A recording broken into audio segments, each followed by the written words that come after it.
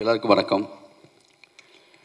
சத்யம் சினிமாஸில் இந்த மாதிரி விழாவுக்கு போகிறேன்னு சொன்னேன்.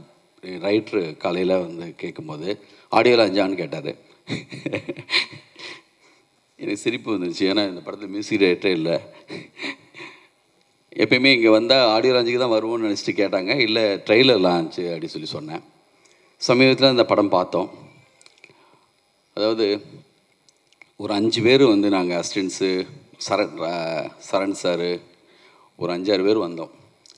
படம் பார்த்துட்டு ஆஃபீஸ் போனதுக்கு பிறகு அடுத்த நாள் ஒவ்வொருத்தரும் உள்ளே வரும்போதும் நான் தூங்கவே இல்லை சார்.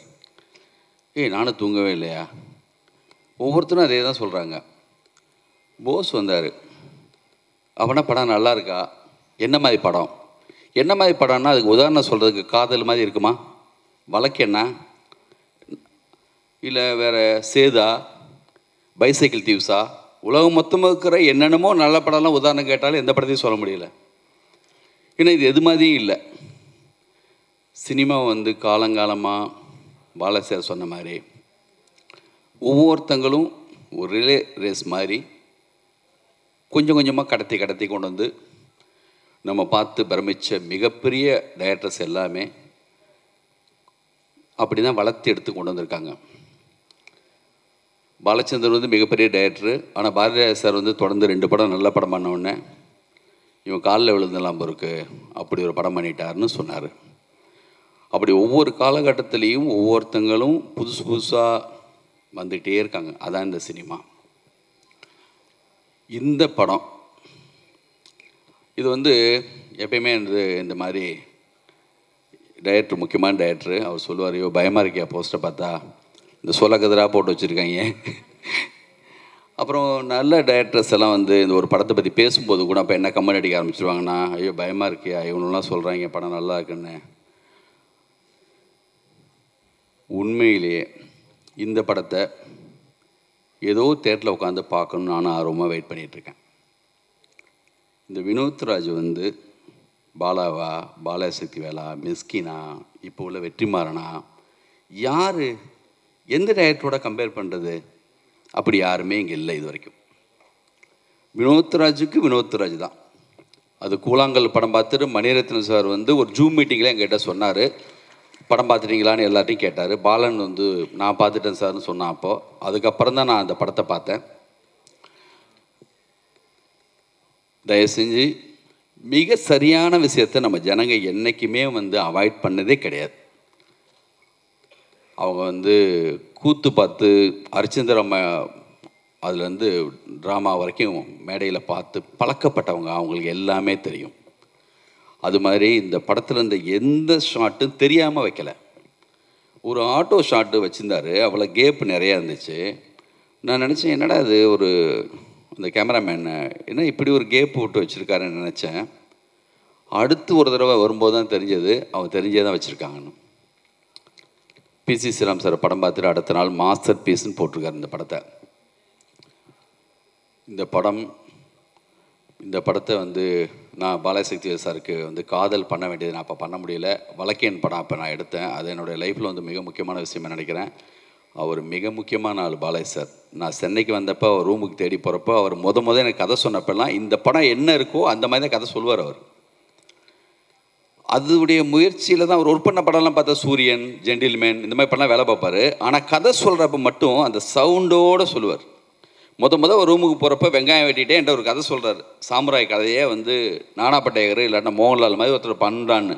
இந்த பார்த்த படம் இருக்குல்ல, இந்த படத்தில் எப்படி சவுண்டு அந்த எடிட்ரு அந்த கட் பண்ணியிருக்காங்களோ, டைரக்ட் பண்ணியிருக்கா அப்படியோ அந்த மாதிரி சொல்ல ஆரம்பித்தார்.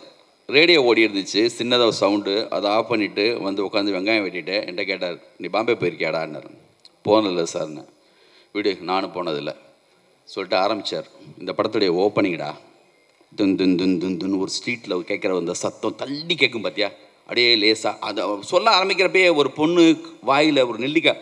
அவர் கதை சொல்ல வராது, அவர் எடுக்கிறவர். அவர் சொல்ல ஆரம்பிக்கிறப்ப அப்படி இருக்கும். எனக்கு ஆசையாக இருக்கும், என்னடா இப்படி சொல்கிறாரு, நம்மளுக்கெல்லாம் இது வருமா? மகாநதி படம் பார்த்து நாங்கள் 2 பேரும் அப்படி பேசியிருக்கோம். ஒவ்வொரு காலகட்டத்திலையும் ஒரு படம் வரும். அப்படி ஒரு படம் இப்போ வந்திருக்கு. சூரி அந்த கழுத்தில் அப்படி போகிறது வந்து அந்த படம் அவருடைய இன்ட்ரடக்ஷன் இருக்கும்.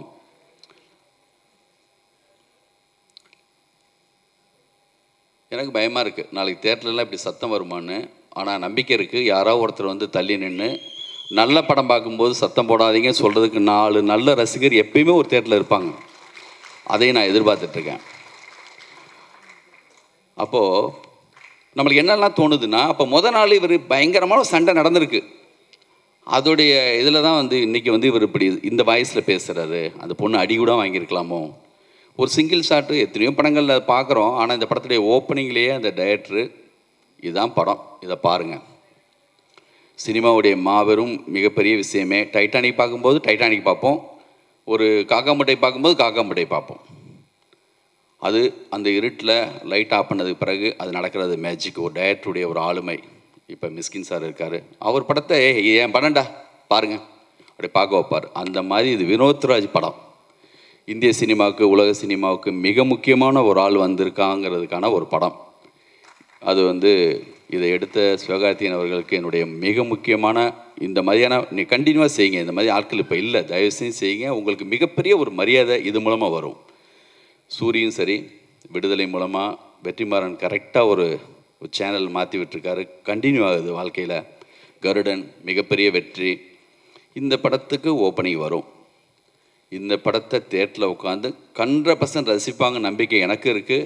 அது புதுசு தான், புது அனுபவம் தான். நம்ம போய் தேட்டரில் பார்க்குறப்ப தெரியும், இது அனுபவம் பார்ப்பாங்கன்னு நம்புகிறேன் நானும். எனக்கும் புதுசு தான், எல்லாருக்குமே அது புதுசு தான். எனக்கு தான் அதுக்கு வந்து நீங்கள் நினச்சிங்கன்னா என்ன மாதிரி என்னமா ஒரு உலகத்தை இப்போ என்ன ஆகுதுன்னா, இப்போல்லாம் சாரி ஒரு சில வார்த்தைகள் சொன்னதுனால கொஞ்சம் கூட போகிறேன், என்னால் முடியலை. இந்த படம் பார்த்ததுலேருந்து அப்படி தான் இருக்குது. இப்போது எல்லாருக்குமான கண்ணாடியை ஆல்ரெடி யாரோ ஒருத்தங்க மாட்டி விட்டுறாங்க. புழு கண்ணாடி மாட்டி விட்டால் அந்த மூடோடு தான் போகிறான். இந்த சாங் நல்லா இல்லைன்னு எல்லாம் பேச ஆரம்பித்தா நல்லா இல்லை, கேட்குறது கூட கிடையாது, நல்லா இல்லையாமே. அந்த கண்ணாடியை நம்ம நினச்சா நல்லதாகவும் மாற்றி விட முடியும். தயவு செஞ்சு இதில் கெஞ்செல்லாம் தேவையில்லை. இது யார்ட்டுமே நான் வந்து சொன்னேன் இந்த பதிவு போடும்போது, இந்த படம் பார்க்கணுன்னா உங்களுக்கு கொடுத்து வச்சுருக்கணும். யார்ட்டுமே இந்த படத்தை பாருங்கன்னு சொல்லி யார்ட்டுமே கெஞ்சணும் அவசியமே இல்லை.